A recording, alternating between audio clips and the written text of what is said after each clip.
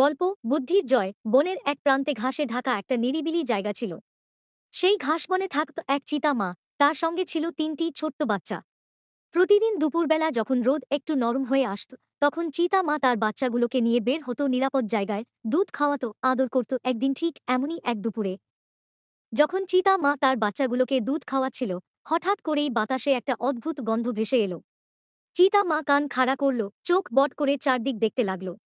কিছুক্ষণের মধ্যে সে বুঝতে পারল, একটি সিংহ ধীরে ধীরে তাদের দিকে সিংহটি ছিল ক্ষুধার্ত এবং ভয়ঙ্কর। সে চিতা মা ও তার বাচ্চাগুলোকে শিকার করতে এসেছিল। চিতা মা বুঝে গেল, এখন যদি কিছু না করে, তার বাচ্চাগুলোর জীবন হুমকিতে পড়বে। তার শরীর ছোট, সিংহের মতো শক্তিশালী নয়, কিন্তু তার মস্তিষ্কে ছিল তীক্ষ্ণ বুদ্ধি। চোখে ভয় না দেখিয়ে সে নিজের সন্তানদের দিকে তাকিয়ে এক ইশারা করল, চুপি চুপি পেছনের ঝোপ দিয়ে পালিয়ে যেতে। বাচ্চাগুলো বুঝে গেল মায়ের সংকেত। তারা ধীরে ধীরে চলে গেল ঘন ঘাসের ভেতর দিয়ে নিরাপদ দূরত্বে। এবার চিতা মা সিংহের দিকে এগিয়ে গেল। সে এমনভাবে হাঁটছিল যেন সে একেবারেই ভয় পায়নি। সিংহটি আশ্চর্য হয়ে থেমে গেল। এত আত্মবিশ্বাসী একজন শিকার আগে কখনো দেখেনি সে। চিতা মা হঠাৎ করে দৌড়াতে শুরু করল অন্যদিকে। সিংহটি ততক্ষণে ক্ষেপে গিয়ে তার পেছনে ছুটে গেল। ধীরে ধীরে চিতা মা তাকে একটি ছোট্ট পাহাড়ের দিকে টেনে নিল।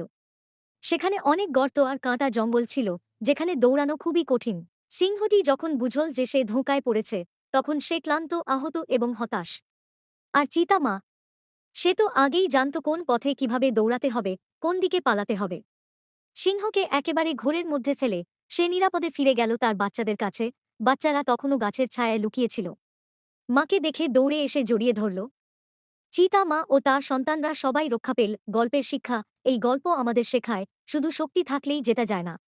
কখনো কখনো সঠিক সময়ে সঠিক সিদ্ধান্ত নেওয়া, মানে বুদ্ধি, অনেক বড় জয় এনে দেয়। বন্ধুরা, গল্পটি ভালো লাগলে অবশ্যই একটা লাইক এবং চ্যানেলটি সাবস্ক্রাইব করে রাখবেন, যেন নতুন নতুন গল্প সর্বপ্রথম আপনার কাছেই পৌঁছায়।